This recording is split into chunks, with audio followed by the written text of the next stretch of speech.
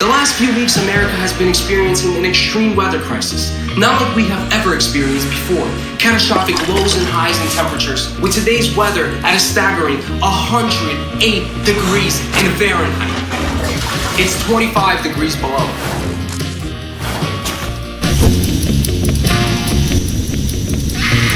(114 degrees in Fahrenheit).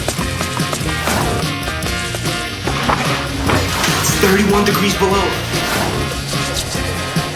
123 degrees in Fahrenheit. It's cold as fuck down here.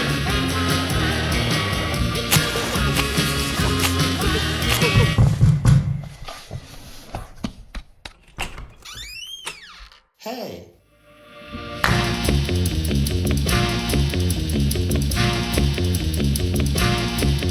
(127 degrees in Fahrenheit).